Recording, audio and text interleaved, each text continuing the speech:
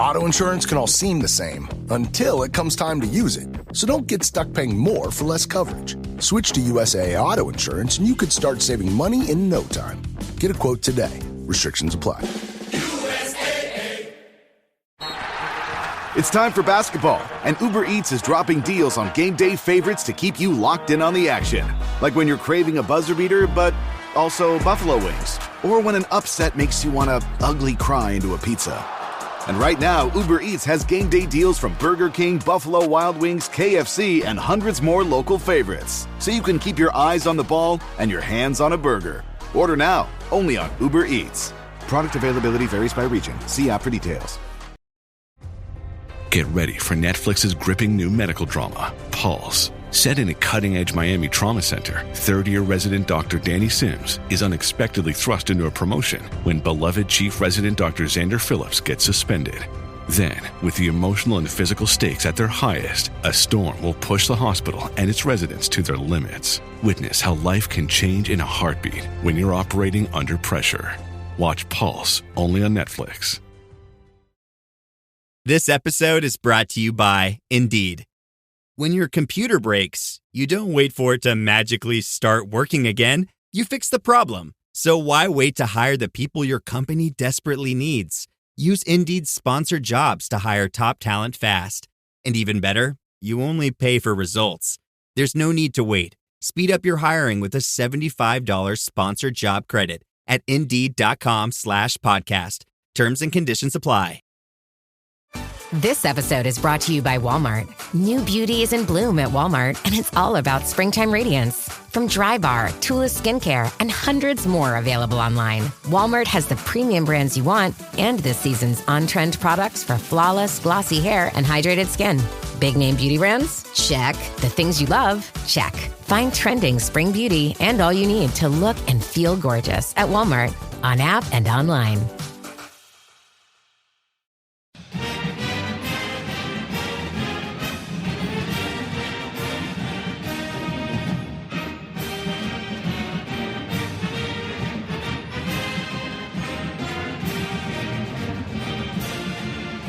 Hey there, Duke fans. Welcome to episode number 717 of the Duke Basketball Roundup.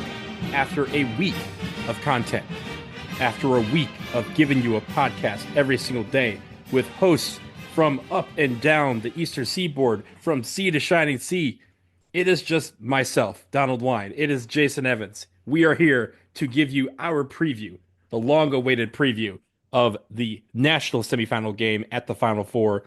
That will be Saturday night against the Houston Cougars. Jason, we have been recording literally nonstop this week. How are we feeling?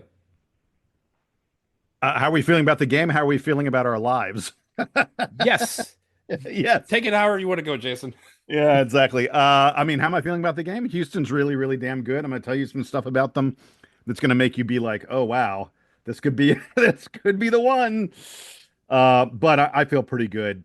I mentioned at the very end, but as I take you back through some of the podcasts we did this week, our conversation with Jordan Brenner at the very end of chatting with Jordan, he said, Donald, by the way, had dropped off. For those of you who were like, why wasn't Donald on the final 5 minutes of that podcast? I had another pod I had to do. I had other, the rest of my life I had to live. So we somewhat seamlessly excised Donald from the end of that pod. But I thought that I was wrapping up with Jordan, and then Jordan asked me, he's like, hey, Jason, give me your prediction for the game, because I'd asked him for his. And I said, in a long-winded answer, I said Duke wins by double digits. And I still feel that way as we record this, Donald. But make no mistake, Houston is really, really good. And I don't know, I think there's about a 70% chance Duke wins this game. But that means, functionally that 1 out of every 3 times they lose. And that's just, if I can for half a second, like, it's going to suck if we lose. But it's almost, not that it would suck if we win, but the worst thing about this weekend is we know whether it's Saturday or Monday, we will not be able to continue to watch one of the most enjoyable, one of the most connected, one of the most complete Duke teams that we've ever seen anymore. And that that sucks. I've super enjoyed watching this team. And I still enjoy watching this team, and we will do, at least for me, I will do the epilogue of this season when the season is finally done. Remember, it's not the destination, it's the journey, and thankfully we are still on this journey. I will say this, just if you did not get this from one of the other episodes that we did, which again, we've done like 5 or 6 this week already. I will be at the Final Four. People have been asking if there's going to be a meetup of some sort. There probably will not be one on Saturday. Why? There's just way too much going on. Duke is having other stuff. There's just not a lot of places that are able to host because of the Final Four. And of course, there being about 60,000 people who are going to be in town for the game. So there will not be a meetup there. Having said that, of course, I have tickets to the game. If you bump into me at some point, whether it's at the Iron Dukes meetup, whether it's inside the Alamo Dome, would love to say hi to as many people as possible. I don't know when I'm going to get the stadium for the first game. I'm sure I'll watch some of the Auburn, Florida game. I don't think I'll watch all 40 minutes of it, but I will be in there at some point. So feel free to find me and say hi whenever you can. Well, and you can always write to us at dbrpodcast@gmail.com. And if you're in Houston, you want to write to us and say, hey, Donald, I'll be at this place or that place. Or you just want to reach out. Yeah, you can reach out and say, Donald, is there, a place on the outside or in the stadium where you're going to be at a certain time? Donald, you may end up going, you know what? Screw it. I'm going to be at this place at this time. The answer to that, Jason, is no. If once I get inside the stadium, because here's the thing, Jason, it has become, and you've been to Final Fours before, I've been to Final Fours before. It has become a reunion of sorts. There's a bunch of people who are coming to town for this.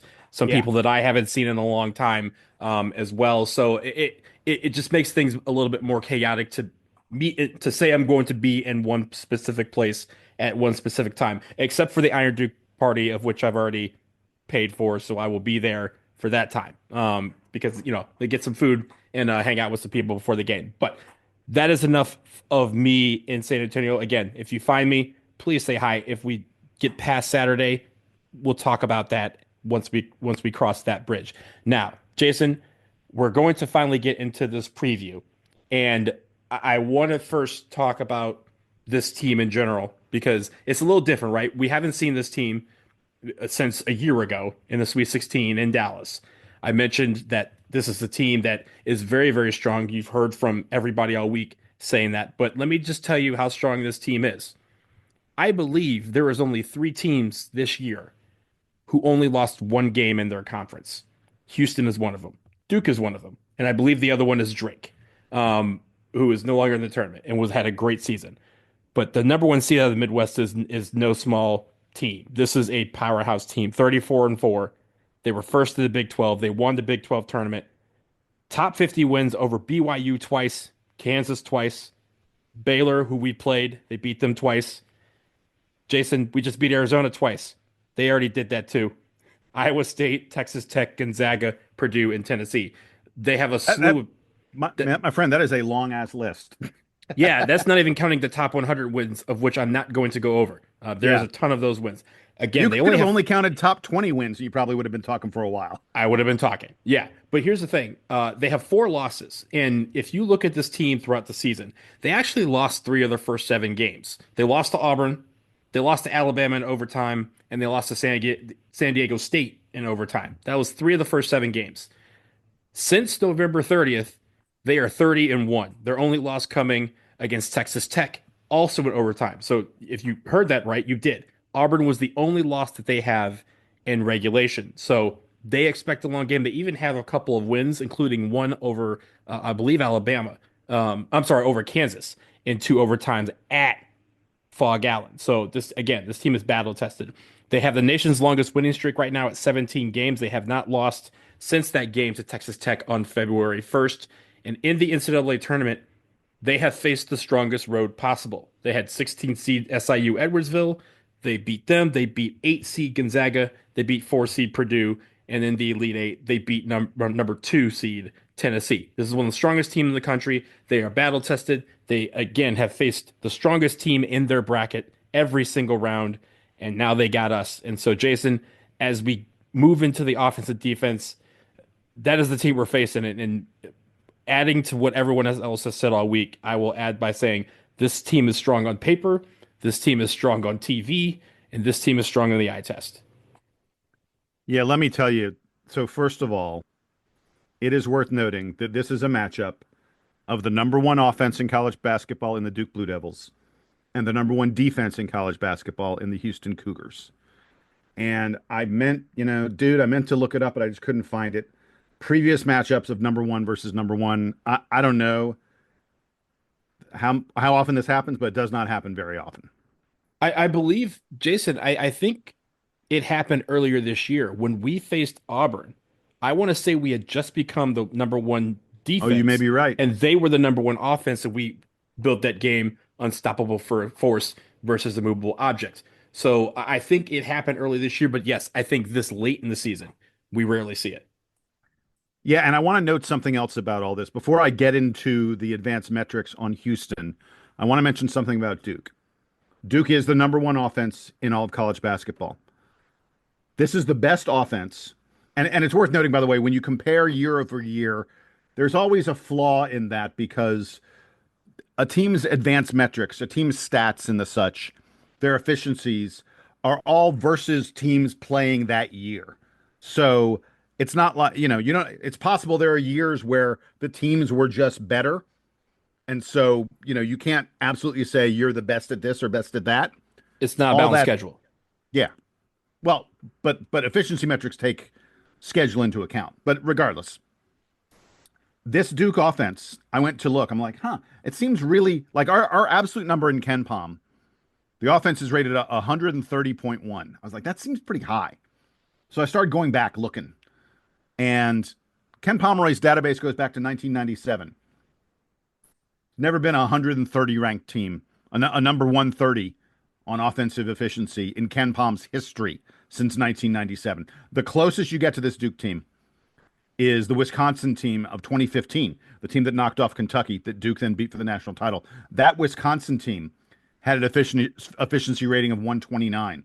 I want people to understand, though, most years, the number one offense is around like a 123. If you're at a 125, that's a big old number. The 129 that Wisconsin had was like, it's stratospheric. Duke's even better than that. Now let's get to Houston. As great as Duke is this season, and we've talked about, we have this historically high efficiency margin and all those other kind of stuff. Houston is the number 2 team in Ken Pomeroy's rankings. Not only that, they're number 1 in Bart Torvik's rankings. As great as we think Duke is, Bart Torvik's efficiency numbers say Houston's even better than Duke. In fact, Ken Pomeroy says Duke wins this game by 2. Bart Torvik says Houston wins it by 1. If Duke was not in this bracket, if we'd been knocked off, if we didn't exist, the Houston Cougars would absolutely be the favorite to win it all. The only reason they aren't higher in the Vegas odds is because they have to face Duke first, and everyone knows that, Duke is Las Vegas's favorite. This Houston team, by the way, is a true rarity in college basketball. This is we talk about the portal, Donald, all the time. This team is mostly guys they had a year ago, guys who've been in the program. Many of them 2, 3, 4 years. Last year they lost Jamal Shead to graduation and off to the NBA. But other than Jamal Shead, most of their best players from last year's team came back and have formed the foundation of this year's team. If you're going to talk about Houston, you start with the defense. They've been a top 5 defensive team in each of the past 3 years. This year, as we mentioned, they are ranked number 1 in defense in the country. That Arizona club, Donald, you mentioned this. That Arizona club that hung 93 on Duke just a few days ago, just a week ago. Houston played them. You know what Houston beat them by? You know how many points they scored on Houston? Scored 93 against Duke. Houston held Arizona to 58 and 64 points in those 2 games. This is a really, really good defense. They do everything well on defense. Usually, like, I'm looking and I'm like, oh, maybe they're really good at this, but they're not. No, Houston does everything well on defense. You know how we talk about it, Donald. Duke has been hitting an outrageous 62% on our 2-point field goals in the tournament. 60% on our 2-point field goals. Houston on the season is allowing teams to hit 44.5%. That's top 5 in the country. They're 2-point field goal defense. You know, Donald, we've talked about the fact that Duke's hitting almost 50% of our 3-point field goals in the tournament. Better than 47% on 3-point field goals in the tourney. Houston allows teams to hit just 30% of their 3-pointers. That's top 15 in the country. Houston's top 5 in blocks. They're top 20 in forcing turnovers. They don't let you shoot a lot of 3-pointers. The only thing on their defense that they're even mildly mediocre about is they're a little bit foul prone. They'll put you at the line sometimes, mostly because they're really physical. They play in-your-face defense, and you tend to get fouls when that happens. They also, they give up a number of assists. Houston does. So, I mean, they'll sort of let you pass the ball. They want you to try. They want you to pass it because, or you want to pass it. I should say. Back that up. You want to pass it because you don't want to go one-on-one against these guys. These are physical defenders, and they're really hard to go around because they're long. And then the only other thing about their defense for Houston that isn't great is that they're just kind of an average defensive rebounding team. Jason, before you get to the offense, let me just put a number there out for you. This team allows 58.3 points per game. They have several games, and it's not like one or two. It's several games where they have held teams to under 50 points. They even held Utah to under 40 points in a basketball game. Like Big Ten numbers. Remember that Wisconsin Purdue game, which was like 39-36. They do this regularly, where they get teams and teams cannot hit baskets against them. But I do think the one thing also that we have seen sometimes this year, because we're Duke basketball, is this tempo was very slow for them. They are not a team like Alabama who wants to have a track beat and run up and down. They routinely have games that are in the low 60s, if not the high 50s when it comes to possession, which means every possession is going to count. Yeah, exactly. That is, you talk about them holding teams down. You need look no further than the Elite Eight game against Tennessee when Tennessee scored 15 points in the first half. Mm-hmm. My goodness. That's just scary to even think about. Tennessee had 6 points at the 10-minute mark of the first half. Oh, all right. We've talked about their defense enough. Let's get to their offense. They are number 10 on offense in the country. They have the worst offense, actually, of anybody in the Final Four. Like number 10 is bad. Awful offense. Yeah, 10th best offense is still pretty darn good. They don't shoot a ton of threes. Only about 23 pointers per game from the Houston team. But boy, do they hit them. If they go rise up to take a shot from 3, they're probably making it. They hit just a shade under 40%. Second best 3-point field goal percentage of any team in college basketball. All right, you think you can turn them over? You can't. They're top 20 in turnover rate. Good luck blocking their shot. They're top 10 in offensive block percentage. They are, if they bother to miss a shot, they are studs at offensive rebounding. They grab close to 37% of their missed shots. That is a scary number for a Duke team that has struggled with defensive rebounding lately. Yeah, especially in the tourney. Now, there are a few things on offense that they don't do incredibly well. They're actually not a very good team at hitting 2-pointers. They only hit 48% of their 2s, which is among like the bottom 100 teams in the land at that. And that's because they take a lot of mid-range shots, a lot of pull-up jumpers. They go into the post a fair bit and try and post up against the defense. These are some of the least efficient offensive things you can do. Now, they're pretty good at those things, considering how hard those things are to do, but it is not a super efficient way to operate your offense. And that's one reason why they are not that good at hitting 2-point shots. They take tougher 2-pointers. Their assist percentage, Donald, is fairly low because they do so much stuff off the dribble, not off the pass. This is not a team that gets to the free throw line a tremendous amount. And that's that struck me because when you think about how often this Houston team has the lead, you would think they'd be getting fouled a lot down the stretch. So it's sort of kind of amazing to note that this is one of the bottom 40 teams in the country at free throw rate. You mentioned already that they are a super slow team. I actually think that's going to be perhaps an issue for Duke. Duke has wanted to play faster lately. And against Baylor, against Arizona, against Alabama, those were three teams that were willing to pick up the pace, especially Alabama, especially Arizona.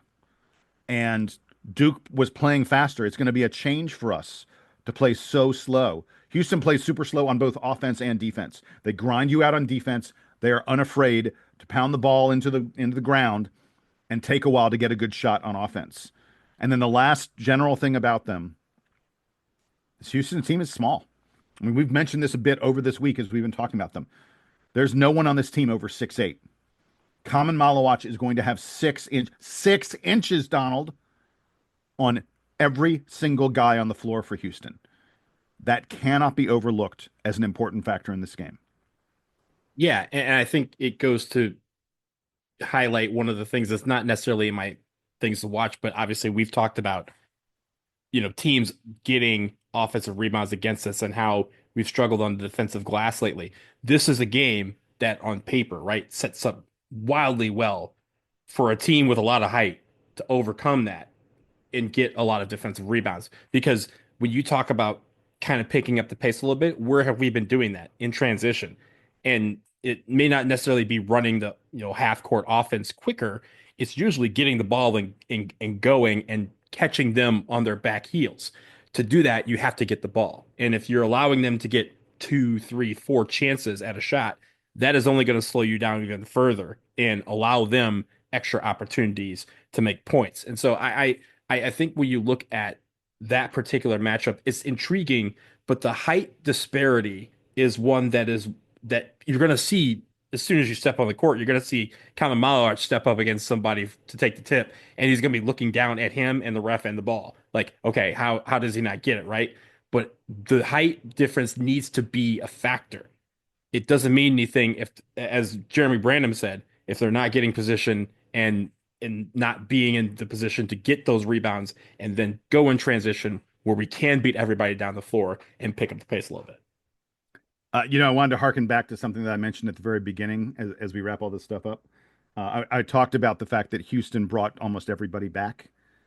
Ken Pomeroy has a stat called minutes continuity, which is, functionally the percentage of minutes from last year that you brought back and what percentage those minutes are playing this year. Houston is 8th in the country at continuity. Duke is like 270 something.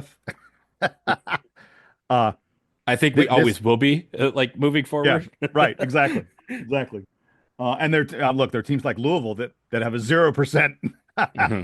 Louisville and probably Kentucky. And there are a few others. Arkansas. Yeah.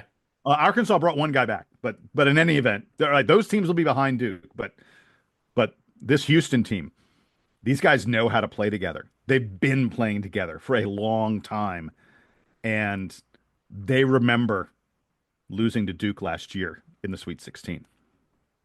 Yeah, I think that experience will help them. I think also, Jason, just to wrap up on the offense, one thing to look for, if again the height disparity becomes a factor, one thing that it could present itself is Houston trying to get rebounds or trying to force the issue can get into foul trouble. If they get into foul trouble, Kelvin Sampson traditionally over the course of his long career, he does not like playing guys with 2 fouls, and he will sit them almost immediately, and he will sit them for long stretches of the rest of the half. So again, if you it's not necessarily have to go after guys. It would be nice to get a couple guys into foul trouble, because then he has to kind of go down his bench a little bit and make it where those rotations are a little more pronounced. Yeah, and just super quick related to that, this is not a terribly deep Houston team. They've got 7 guys, maybe 8 guys who I would figure would play in this game. They don't really go deeper than that. So if there's some foul trouble, once you get past the first couple bench guys, you're getting into guys who are really not as experienced, who Kelvin Sampson clearly doesn't trust in a big game like this. So we're going to take a quick break. On the other side, we're going to talk about some of those players that we need to look out for on the Houston side, then also some things to watch and some final comments as we get ready for the Final Four. Stay with us.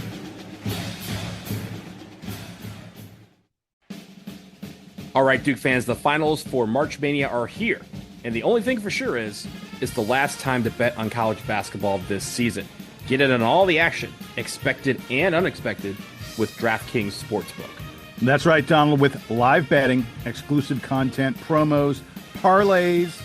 DraftKings is the ultimate college basketball destination for March. And if it's your first time using DraftKings, you can get something special. $5 in bets for $150 in bonus bets instantly. It is a great deal as we close out the season. Bet the unexpected with DraftKings Sportsbook. Download the DraftKings Sportsbook app and use code DUKEBB. That's code DUKEBB for new customers to get $150 in bonus bets when you bet just $5. Only on DraftKings. The crown is yours. Gambling problem? Call 1-800-GAMBLER. In New York, call 877-8-HOPE-NY or text HOPE-NY 467-369. In Connecticut, help is available for problem gambling. Call 888-789-7777 or visit ccpg.org. Please play responsibly. On behalf of Boot Hill Casino and Resort in Kansas, 21 and over. Age and eligibility varies by jurisdiction. Void in Ontario. Bonus bets expire 168 hours after issuance. For additional terms and responsible gaming resources, see dkng.co/audio. There are people out there all across the country pushing boundaries to grow the game of golf. Like champion speed golfer Lauren Cupp, who plays faster than anyone else. And Will Lowry, whose work in the golf community inspires more kids to get into the game. As a champion partner of the Masters, Bank of America supports everyone determined to find out what's possible. In golf and in life. What would you like the power to do? Bank of America. Bank of America N.A. member FDIC, copyright 2025, Bank of America Corporation, all rights reserved. Lowe's knows member-only doorbuster deals make SpringFest savings even better. Right now, rewards members can get 3 19.3-ounce Bonnie Plants vegetables and herbs for just $10. Plus, save $50 on a Char-Broil Performance Series 4-burner grill, now $149. Lowe's, we help, you save. Valid through 4/7, excludes Alaska and Hawaii. Selection varies by location, subject to change. While supplies last. Program subject to terms and conditions. Details at lowes.com/terms. Ryan Reynolds here from Mint Mobile with a message for everyone paying big wireless way too much. Please, for the love of everything good in this world, stop. With Mint, you can get premium wireless for just $15 a month. Of course, if you enjoy overpaying, no judgments, but that's weird. Okay, one judgment. Anyway, give it a try at mintmobile.com/switch. Upfront payment of $45 for 3-month plan, equivalent to $15 per month required. Intro rate first 3 months only. Then full price plan options available. Taxes and fees extra. See full terms at mintmobile.com. This episode is brought to you by LifeLock. It's tax season, and we're all a bit tired of numbers. But here's one you need to hear. $16.5 billion. That's how much the IRS flagged for possible identity fraud last year. Now here's a good number. 100 million. That's how many data points LifeLock monitors every second. If your identity is stolen, they'll fix it. Guaranteed. Save up to 40% your first year at LifeLock.com/podcast. Terms apply.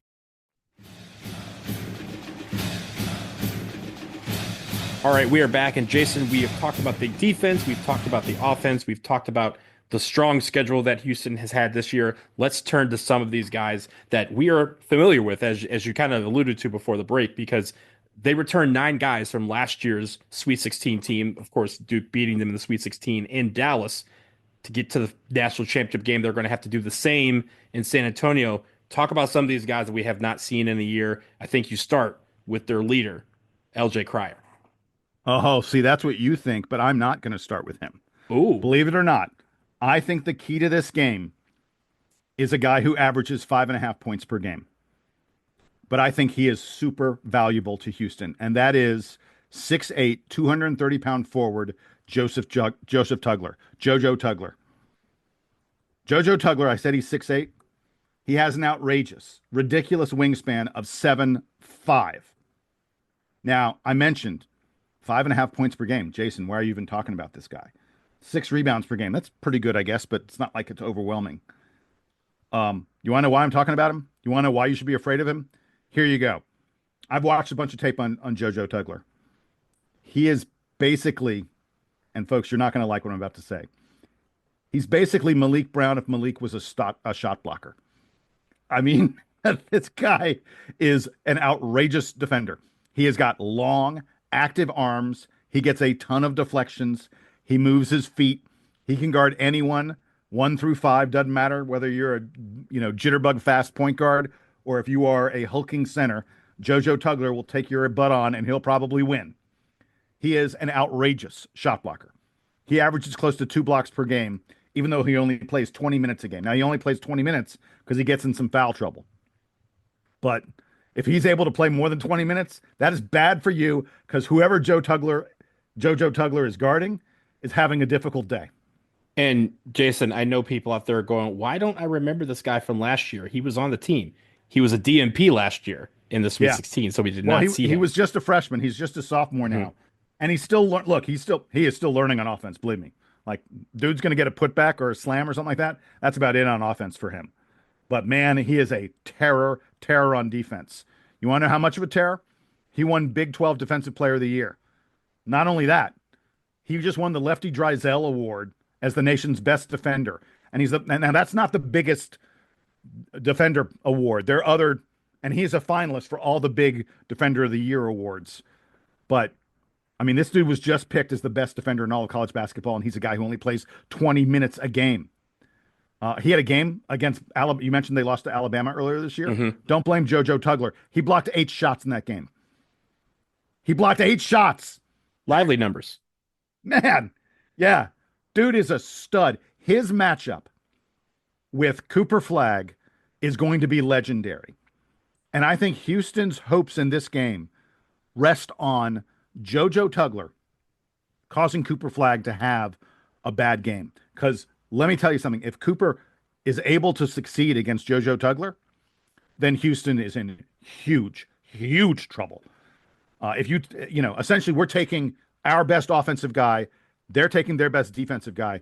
If we're succeeding, then Houston is simply not going to be able to keep up with what Duke can do. The other thing about JoJo Tugler you need to know is that he is one of the top 25 players in all of college basketball at offensive rebounding rate. Now, he kind of just camps out underneath the rim, just sort of waiting for someone to miss. But when they miss, he is very likely to grab that rebound. He's a major reason why they are such a great offensive rebounding team. All right, like you mentioned, LJ Cryer, leading scorer, averaging almost 15.5 points per game. Amazing stat about LJ Cryer. He is a better shooter from 3 than he is from 2. Yeah. Which is I don't wild. know how that happens. It's kind of crazy. He's hitting close to 42% of his threes and just 39% of his 2-point field goals. The ball will be in his hands a lot. He's not a point guard. He's on the wing, but the ball will still be in his hands a tremendous amount. And all 3 of the guards I'm going to talk about, starting with LJ Cryer, are guys who are good at getting downhill, but they don't always go all the way to the basket. Like we saw, like Mark Sears we saw was a guy who wanted to go all the way to the rim. The guards for Houston want to get it a little advantage on you and then pull up and take a jumper, pull up and take a shot from 8, 10, 12 feet, that kind of thing. That's their game. And that's what LJ Cryer is very, very good at. The other guy next to him in the backcourt, the other wing, is Emmanuel Sharp. He shoots around 42% from 3. Yeah, stop me if every one of these guys hitting better than 40% from 3. They are scary when they rise up to shoot from 3. Emmanuel Sharp is better than LJ Cryer hitting his 2s, but he's also not great at them. He averages around 13 points per game. I actually think the key guy for them in the backcourt is not either one of those guys. I think it's Milos Uzan. Uzan came over from Oklahoma. He's, I've talked about the fact that most of these guys have been here before. He's like their lone significant transfer. He's averaging about 11.5, almost 12 points per game. Unlike his 2 running mates, unlike Cryer and Sharp, Uzan is the point guard, and he creates for both himself and others. He averages more assists per game than Cryer and Sharp combined. And when you think about the fact that all 3 of those guys have the ball in their hands a lot, the fact that Uzan is the guy who gets 4.5 or so assists per game, while the other 2 guys barely get 1, really, really says something. And when the game was on the line against Purdue in the Sweet 16, Donald, they were in a it was a tie ball game with 30 seconds left. The guy who had the ball in his hands, the guy who was going up to take the final shot, was Milos Uzan. Now, by the way, it's worth noting he committed an offensive foul on that play. The refs chose not to call it, but he absolutely committed an offensive foul. But it is worth noting that Uzan is the guy that they, that Kelvin Sampson said, "You take it," on that last play with their life on the line against Purdue. It is also worth noting about Uzan that he's hitting a ridiculous, like the other two guys I said are hitting 42% from three. Somehow he's even better. He's at 44.5% on his 3-pointers. Now, Uzan's not going to take a lot of it. He only shoots around 3.5 or so 3-pointers per game. So he's not going to shoot a bunch of them. But when he does, he hits them. A really important thing to note about Cryer, Sharp, and Uzan is that they run 6'1", 6'3", 6'4" in the backcourt. That's not tiny, but that's not big. And like LJ Cryer, who's 6'1", he is going to be playing against someone who's a half a foot taller than him, virtually every moment that he's on the floor. So that is a place that Duke will have an advantage. The other guy I really wanted to mention is their big man, J'Wan Roberts, 6'8", 235. He's just nothing but strong. He is strong as an ox. J'Wan Roberts is their leading rebounder. He averages about 11 points per game. A really tough defender as well. Won't get pushed around at all. You may think, oh, man's going to be 6 inches taller than him. He's going to move man off his spot. That's just the reality with the strength of J'Wan Roberts. The weird thing about Roberts is it's almost like Houston can't decide whether they want to use him or not. He had some really big games for them. He had 24 against Kansas in one game. He had 22 against West Virginia. He's had like well over half a dozen games where he's been in the low to mid 20s in scoring. And then like in the Sweet 16, he scored 5 points against Purdue. And he only had they had a big game against Iowa State a couple weeks ago. He only scored 4 points in that game. He only had 6 points they had in a game they had against BYU. These are big, important games. You would think, oh, their top interior scorer, the guy they feed in the post, he's scoring. But he barely did anything in some of those games. So I can't really figure out whether or not Roberts is going to be a factor in this game. The other thing to note about their big men, in terms of Roberts and Tugler, these are not guys that are going to stretch the floor. Like nowadays, we're used to big men who go outside. Tugler's taken a grand total of 11 3-pointers on the year. He's hit 3 of them. J'Wan Roberts hasn't even attempted a 3-pointer all season long. These guys are just not going to take you outside. And then, as I mentioned earlier, they don't have a super deep bench. Only going to be 2 or 3 guys who see minutes. Forward Terrence Arsenault was playing a lot earlier in the season, but he's seen his minutes drop off a good bit lately. And then the other guy who definitely plays is Malik Wilson. He's going to be ball handling help in the backcourt. Like when their trio of guards come out, Wilson is the guy who comes in, but this guy does nothing on offense.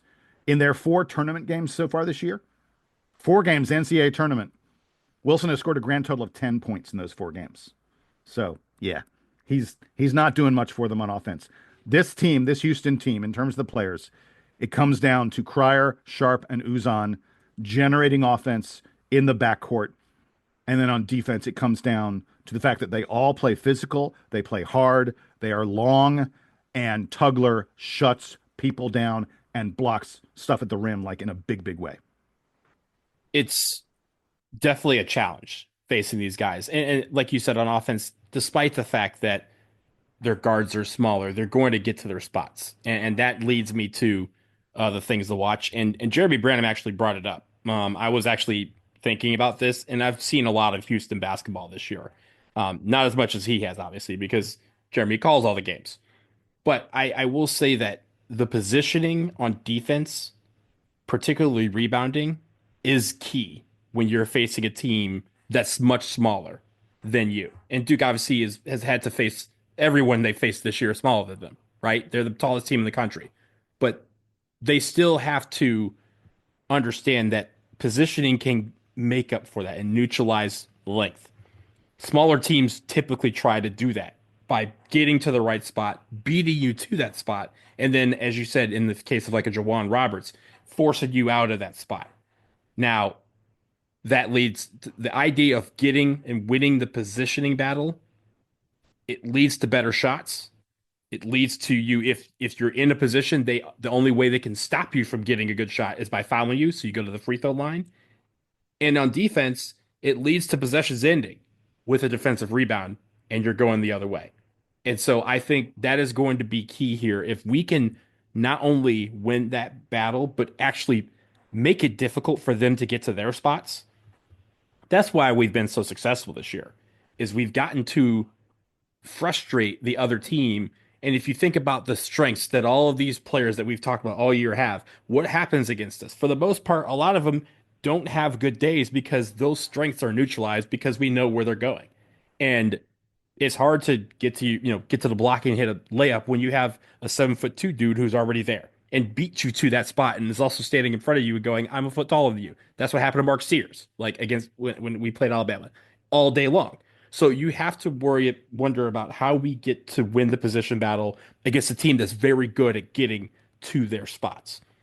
The next thing you mentioned earlier before the break about the fact that they are able on defense to take the ball away from you. And also if there is a weakness in this team, is that they allow teams to get baskets off of the pass. That's been one of our strong suits all year. We need to take care of the basketball, move it around, but execute the offense without turning the ball over.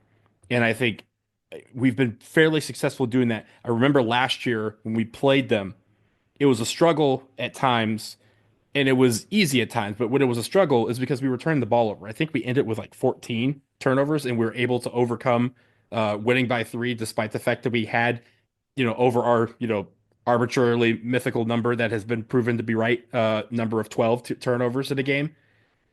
I think if we are able to take care of the basketball, again, that frustrates a good defense even more. And then finally, not finally, there's one, stretching the defense by hitting threes. This, as you mentioned, is a team that is not like to give up threes. We like to shoot a lot of them. We like to make a lot of them. And I think that is a great way to stretch a defense out. If we're able to hit a few, especially early, that is going to kind of make that defense have to open up just a little bit more. That creates more passing lanes, that creates more driving lanes for some of our guys to cook. We've mentioned that one of the X factors could be a Sion James slicing and dicing his way to the basket. That happens a little bit easier if we have that extra room for him to operate. And then the last thing, which is kind of an overall general thing, this is for the team, this is for the coaching staff, this is for everybody out there listening to my voice. Jason, this is for you and I. Avoid thinking about anything other than what's between the lines. There is a lot going on. This is the Final Four. This is the game ends here, as they say. And we want to live to fight one more day to be the very last basketball game of the year. And to do that, you have to win on Saturday. Monday does not count. Monday is not here. Monday does not exist. What exists is when we walk out onto that court, are we executing? Are we playing Duke basketball? And are we living up to the standards that they have had all year? And I feel like everyone who might be nervous about whether we can figure out if we can win this thing, just focus on what's between the lines. These guys are ready. We don't have to be nervous about whether they're up for the task. They have answered the bell every single time, and we can expect that they will do so again. But this game's not going to be easy. And don't think on the extremes. If Houston makes the first basket of the game, don't sit there and throw up your hands and go, this is going to be a long night. It's always going to be a long night when you're in the Final Four. So we've talked about, enjoying the journey. Well, that journey is between the lines on Saturday night. And when this team is out there playing, next play. Ball doesn't dribble our way, next play. If we make a three-pointer, next play. If Cooper Flagg gets out and throws alley-oop to Man and he dunks and shatters the rim, next play. Worry about what we can worry about and know that this team is ready. We're all ready. So all we got to do is just go out and execute. And for those of us who are in the Alamo Dome, sure, there'll be a lot of Houston fans. But damn it, there's going to be a lot of our fans too. So give them hell. One last thing I really quickly wanted to mention. This team there may be no team that is more schizophrenic, so to speak, on free throw shooting than the Houston Cougars. Oh, yeah. Yeah, that's a great point. Yeah, go ahead. So on the one hand, you've got Joseph Tugler, who hits 54%. Jawan Roberts hits about 62%. Their big men are not good free throw shooters. I mean, like, really not good free throw shooters. But, like, if Houston has a lead and they're protecting that lead, and the ball is in the hands of LJ Cryer or Emmanuel Sharp, son, you in some trouble. LJ Cryer on the season has missed a grand total of 8 free throws on the season. He's hitting like 91.5%, almost 92% on his free throws. Like, he's basically Con Knipple at the free throw line is LJ Cryer. And Emmanuel Sharp's not far behind him. He's at like almost 88%. These guys can, those guards, they hit in their free throws. But the big men, man, foul those guys. If you need to catch up, do what you can to put Juwan Roberts and Joseph Tugler at the free throw line. Please, please, please. And on the flip side of that, I know it wasn't part of the thing, but it reminded me of the fact that down the stretch in some of these games when we've needed some free throws, we've had guys respond, right? We've been able to, for the most part, hit our free throws, and hopefully that continues. I think the great thing, Jason, is we had a week to prepare for this game. I think the team got down there on Tuesday or Wednesday. They've had a couple of practices. They've been able to kind of adjust and kind of get all of that out of their system, any nerves of being in the Alamodome. They'll have the open practice on Friday, 2:00. If you're in San Antonio, to go to that is open to the public. But they get all that out of the way. But the free throw part is really key because this is going to be a game that comes down to it. It did last time where we won by 3. It was some guys hitting some crucial free throws down the stretch, to not necessarily to seal it, but to make it where Houston had to take another shot. Houston had to make another play. Duke had to make another play. And so I think the free throw, it won't be a huge key to the game. But yes, making free throws down the stretch are what both of these teams do well. And so whoever has the lead towards the end, you're right. If it's Houston, follow those big men and try and make it where you can kind of extend the game a little bit longer. Jason, anything else before we get out of here? No, man, let's just get it done. Get it done. This Duke team needs to play 40 games. God damn it. I want to see him on Monday. And I want to go 1-0 on Saturday, just like we have done for most of these game days all throughout the year. Jason, we'll be back at some point after the semifinal game to break everything down, and hopefully we will prepare for another day. I know we don't know that it's the end, Donald, and we don't think it's the end, but if it is, I just want to say to everybody out there, all of you listening, I think this has been the most fun season in terms of us interacting with all of you. In terms of from the podcast standpoint, for me at least, this has been my most fun season of the year. I sound so fatalistic when I'm saying that. I'm sorry. I was gonna say I'll do that when this is done. Yeah, ignore this. Ignore me. But anyway, folks, what I'm saying to you is this has been awesome, and you guys have made it awesome for me. So thanks. Look, no matter what, right, on Saturday, and I think I told Jeremy this, no matter what, on Saturday, I know I'm going to do this. No matter who you are with, no matter where you are, take a minute. Soak it in. Your Duke Blue Devils are in the Final Four, man. It is going to be a thrill of a game, and you will want to remember it with the people you were with at the time. So for those of you who are in the Alamodome with me, I hope to see you down there. Jason, I know you're holding it down in Atlanta. Hope the party. I'm having a party, by the way. I'm having a bunch of folks. Hope the party's good, and hope everybody again. In fact, hey, just so you know, what we're doing is I got a huge TV in my family room. There is a porch right off the family room. Weather's going to be nice. I'm opening up the porch. I got a big TV on the porch as well. We're going to kind of be funneling back and forth. It's going to be really fun. Yeah, that should be a good time. And I've been to your house, so I see the vision for the setup. It will be very, very good. But again, let's get out of here. He's Jason. I'm Donald. This has been episode number 717 of the Duke Basketball Roundup. And hopefully, we will be back very, very soon after the game on Saturday. Enjoy, ladies and gentlemen. And if any haters are out there, you can feel free to speak to me on Tuesday, because my game is on Saturday and yours probably isn't. Here's the Duke Band. They're playing us out and taking us to Saturday night.